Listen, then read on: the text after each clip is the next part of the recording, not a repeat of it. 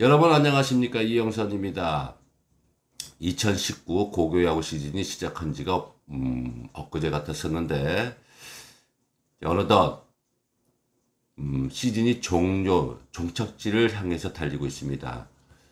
수요일 전 봉황대기가 시작을 해갖고 이제 1차전이 거의 마무리가 되는데 지난해보다는 한 2주 정도가 빨라진 것 같아요. 뭐 기장에서 열리는 세계대회 때문에 그런지 몰라도 어찌됐든 간에 1차전에 탈락했던 친구들은 이제 10여 년의 학생 야구 선수의 생활을 이제 마감하는 친구들도 있고, 이제 그중에 또 운동을 잘했던 친구들 같은 경우에는 이제 프로 선수가 될 수도 있고, 그 다음에 나머지 학생들은 반 50% 이상은 또 대학 진학을 해야 되는 입장입니다. 제가 이제 4년 정도 이렇게 고교 학생 야구 선수의 진학에 대한 그 뭐 데이터 분석을 해서 뭐 가까운 지근에 있는 사람들은 이제 컨설팅 좀 해줬는데 벌써 이제 4년이 됐네요.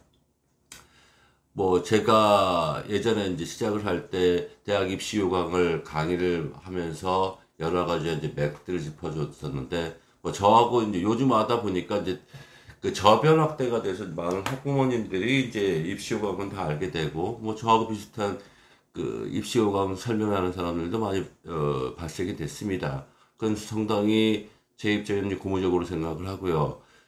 이제 1차전에서 탈락하고 이제 끝나는 입장이 되다 보니까 많은 학부모님들이 이제 수소문해서 저한테 연락 오는 경우가 많습니다.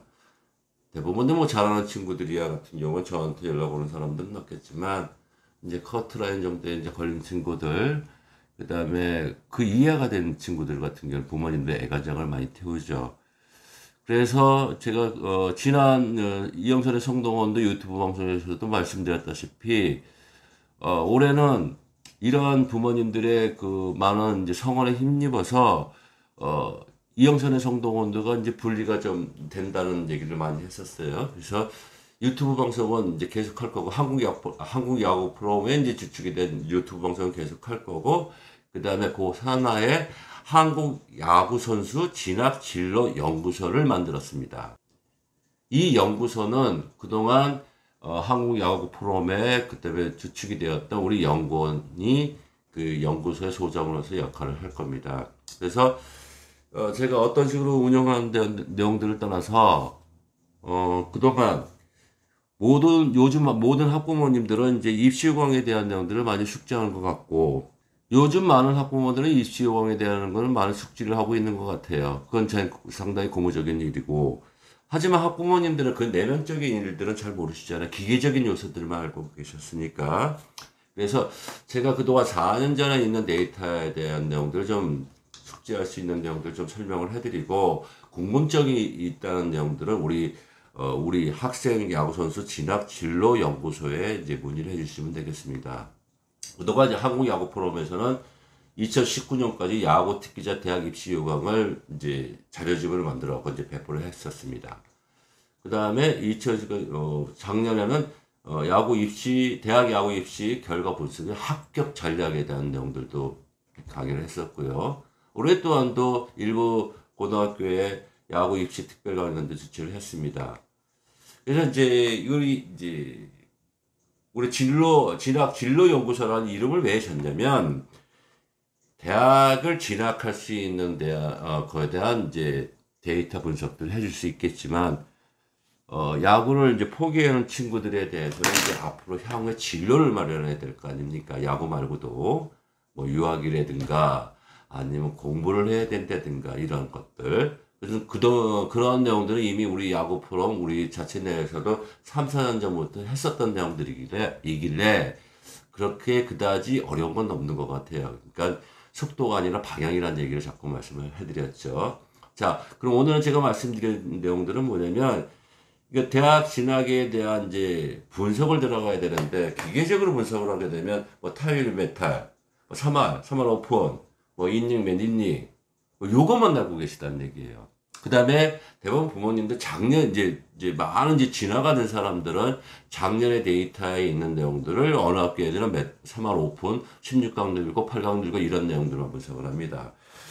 제가 그런 것만 보면 좀 아쉬운 점이 있는데, 그거 갖고는 좀 분석이 하는 게 많지가 않죠. 그래서 제가 작년부터는 우리가 이런 이제 보고서 형식으로 이제 만들었어요. 이런 이제 보고서를 만들게 된 거는 동향을 보는 거예요. 그래프상을 보고 그다음 알고리즘을 이제 통해서 만드는 건데, 전체적으로 이제 이 친구가 홍길동이라는 친구가 이제 보게 되면, 제가 보면 생활기록부가 이제 우선이 기본이 돼야 된다는 얘기 예전부터 말씀을 드렸잖아요. 생활기록부가 기본이 되고, 그 다음에 성적증명, 그 다음에 타율에 대한, 그 다음에 데이터가 그렇고 16강이든지 8강이 들었든지, 그다음 그 학교 우승을 했는지, 그런 데이터를 종합적으로 분석을 해서 하게 되면 이 친구가 가능성이 있는 지원 가능한 학교들이 좀 나올 겁니다. 그 다음에 개인 이제 기록을 넣고 소속팀의 실적도 넣고, 그 다음 생활기록부를 종합을 해줘야 돼요. 그 다음에 이 친구의 이제 대학 실적 비교 분석적은 이제 3년간 거, 그동안 있었던 1, 2, 3학년 거 다, 전년도, 재작년도 거까지 분석을 다 해서, 이 친구에 대한 이제 포수면 포수, 투수면 투수, 야수면 야수, 뭐 이런 거를 먼저 이렇게 해서 데이터를 분석을 해봐야 됩니다. 그래서 이 친구 같은 경우에는 합격이 어렵다, 합격이 가능하다, 이런 내용들이 나타나죠. 그래서 제가 여러분들은 이제 끝까지 왔어요. 그 다음에 이제 십몇 년간의 야구생활 이제 끝나는 입장이라고 생각하는 사람도 있고, 여러 가지 이제 변수가들이 많잖아요. 그래서 제가 말씀드렸던 얘기들은, 자, 선생님, 저 인증 못 맞췄어요. 인증이 뭔데? 저 10인증밖에 못 맞췄어요. 저 30인증 맞췄어요. 뭐, 그거는 당신들의 기준점이고, 그 다음에 여러 가지 보면 저는 뭐 기본 뭐 인증수 어쩌고저쩌고 얘기하시는데, 그것보다도 입시 요강을 데이터를 정확하게 분석을 하고, 그 다음에 3할 오픈이 3할 8푼짜리가 왜 떨어져야 되는 이유들이 있단 말이죠. 그러니까 제가 냉정하게 하나만 얘기 드리면, 생활기록부에 무단 결석 5일 있으면 걔는 대학 못 갑니다. 이게 보시면 돼요. 단언하게 100%는 아니겠지만, 그러니까 제가 학과 교과에 대한 내용들이 30% 들어가고 40% 들어가는 학교들이 있고, 어떤 학교는 1할 9푼짜리가 대학을 갈 수 있고, 어느 학교는 3할 8푼짜리가 떨어질 수가 있고, 어느 학교는 방어율이 3인회가 떨어지고, 어떤 방어율이 6인짜리가 들어갈 수 있다는 거. 그거는 뭐 입시요강은 안 나오고, 입시요강의 작년 거만 보면 데이터 보면 나오지가 않습니다. 그래서 제가 생각할 때는 이제 정확하게 이제 부모님들 이제 고민을 하셔야 돼요. 이 중간에 여러 가지 주변에 예전 방식으로 브로커 같은 사람들이 나타날 수도 있습니다. 그 어느 사람이 이제 프로 출신인데, 뭐 어느 출신인데, 그 사람들 자체를 여러분의 도움을 줄 수가 없어요. 그러니까 앞으로는 여러분들의 분석은 여러분들이 하고, 그 다음에 담당 지도자 만나서 저렇게 서핑을 하시고, 그 다음에 담임선생님을 한번 찾아가 보시고, 그 다음에 야구부장이나 체육부장님 찾아가셔서 종합적 결과점을 만드셔야 될 시점이 되지 않았나, 이런 생각을 합니다. 앞으로는 그 이후에 우리가 올해도 마찬가지다시피, 지난번에도 이영선의 성동원대에서 말씀드렸다시피 42% 정도만 대학을 진학을 합니다. 전문대까지 포함해서. 그러면 중간에 또 중도에서 포기한 친구들 여러 가지가 나올 수가 있는데, 지난번에도 말씀하다시피 야구로 해서 끝까지 가야 되느냐, 뭐 이런 것도 이제 여러 가지 설왕설래가 되겠죠. 그래서 예전 같은 경우에는 뒤에 있는 화면처럼 한 길을 가야 된다고 생각을 했는데, 요즘은 공부하는 학생운동 선수로 생각을 해서 여러 가지 길이 많다는 것 좀 생각을 하시고, 이제 마지막으로 예전에도 그 어떤 프로그램을 봤는데,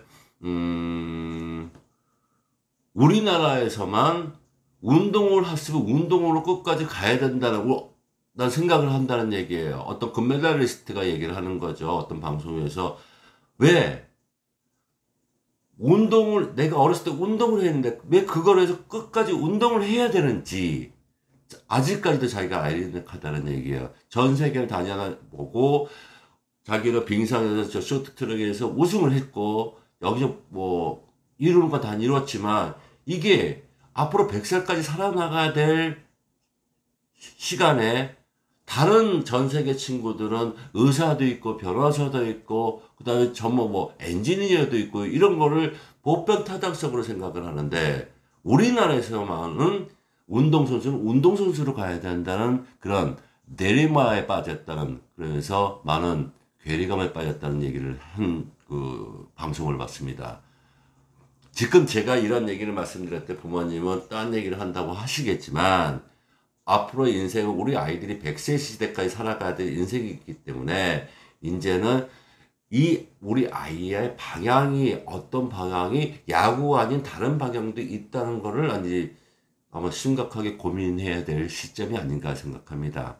아무쪼록 그동안 학생 이제 우리 학부모님들 고생 그동안 많이 하셨어요. 앞으로 이제 수시 지원하고 9월달 수시에 지원하고 그 다음에 11월 말 12월 달 이제 발표가 되겠죠. 지금부터는 아이들한테 그동안 수고했다 하면서 이제 좀 여행도 보내주고 그런 시점에 대해서 다음 주 정도부터는 이제 서류를 취합을 해서 경쟁적으로 취업할 수 있는 시간이 되었으면 합니다.